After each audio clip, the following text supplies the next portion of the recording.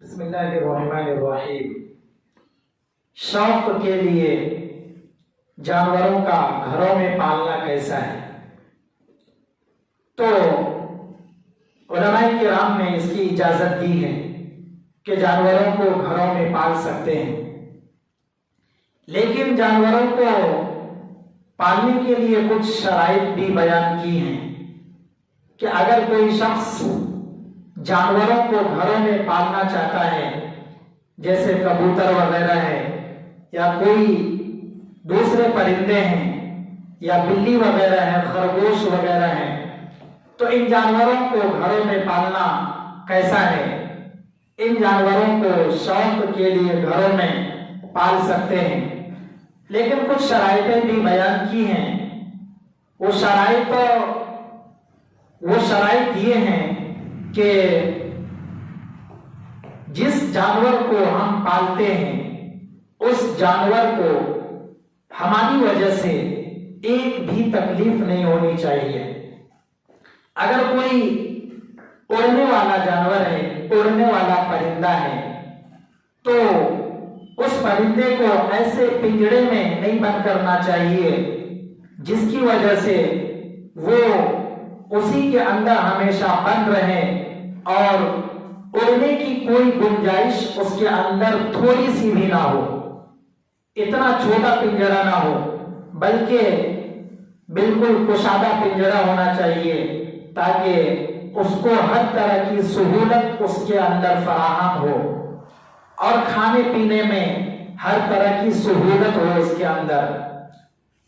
جس طریقے سے گرمی کے اندر بار بار انسانوں کو پیاس لگتی ہے، اسی طریقے سے جانوروں کو بھی بار بار پیاس لگتی ہے، تو ہمیشہ اس کے کھانے پینے کا انتظام ہونا چاہیے، خواہ وہ پرندے ہوں یا کسی قسم کے کوئی دوسرے جانور ہوں۔ کھانے پینے کا اچھا انتظام ہو اور اس کے رکھنے کا بھی اچھا انتظام ہو۔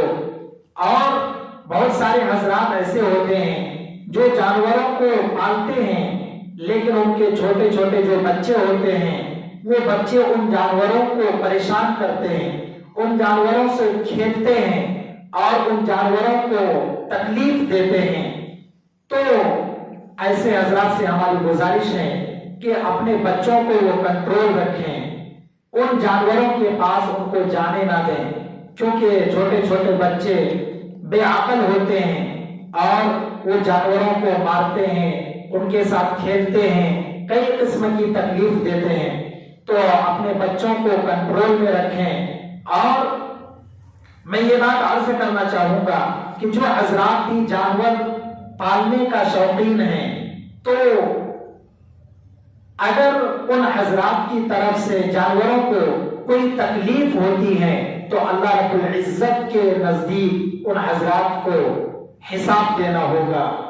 اگر کوئی جانور بھوک کی وجہ سے مر جاتا ہے، یا کوئی جانور پیاس کی وجہ سے مر جاتا ہے، یا کوئی جانور بند رہ کر اکسا کر مر جاتا ہے، تو ان تمام چیزوں کے جوابات اللہ رب العزت کو دینا ہوگا۔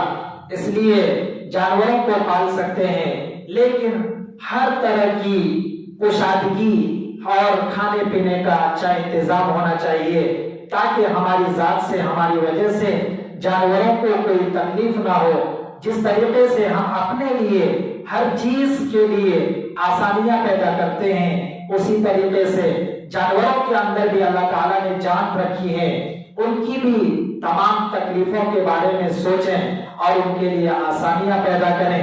اور اگر کوئی شخص ان تمام چیزوں کو آسانی کے ساتھ کر سکتا ہے تو ان حضرات کے لیے جانور کا پالنا جائز ہے۔ اور اگر جو حضرات جانور کو صحیح سے پالنے کی حفاظت نہیں کر سکتے، صحیح سے نہیں پال سکتے، ان کے لیے ہرگز جائز نہیں ہے۔ اللہ رب العزت کے نزدیک ان کی بہت زیادہ پکڑ ہوگی۔